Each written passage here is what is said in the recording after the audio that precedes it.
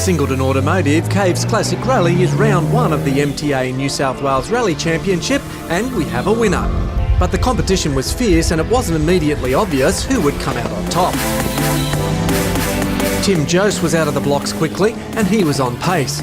He set the same time as Tim Wilkins in stage one and the pair were equal second. But Joass wasn't entirely happy. I think it's going to get a lot better as the day goes on, but yeah, no, I felt pretty good, but I was just pretty average in there, so driver error, not anything else, so no commitment. Things were looking good and the old Lancer Evo 2 was up into third after 3 stages, but a clutch issue would see them retire.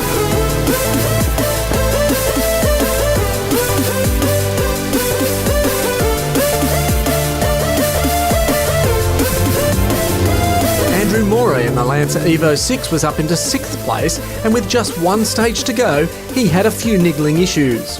Very sweaty at the minute. Pretty good. We had a bit of an issue with the car. Not sure what it was, but it seemed to clear itself, and I would just continue. If it stops, it stops. But the car would hold out for the last stage, and he maintained his 6th outright position. Thomas Dermody in the Escort was cross-entered in the East Coast Classic Rally Series and also the MTA New South Wales Championship.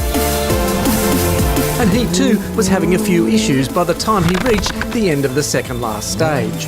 We have a loss of power all through that stage, so something gone wrong. The battery light is coming on and we don't know what it is, but it's only running on 3 cylinders basically. Clearly the problems weren't having too much effect. He was 4th quickest on the final stage, finishing 5th outright in amongst the 4-wheel drive turbo cars.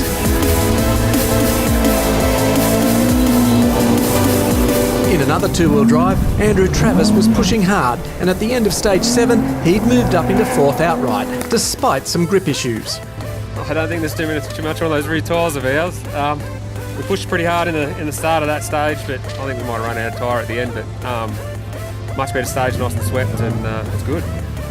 New tyres and a clean drive in the classic Nissan Gazelle would be rewarded. Travis was 3rd fastest on the final stage and finished 1st 2-wheel drive and 4th outright.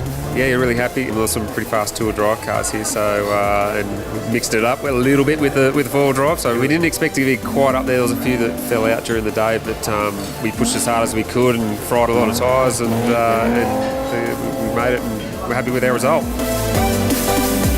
Join us for part 2 of our wrap-up video, where we'll cover off the podium positions and take a look at the final top 8 leaderboard.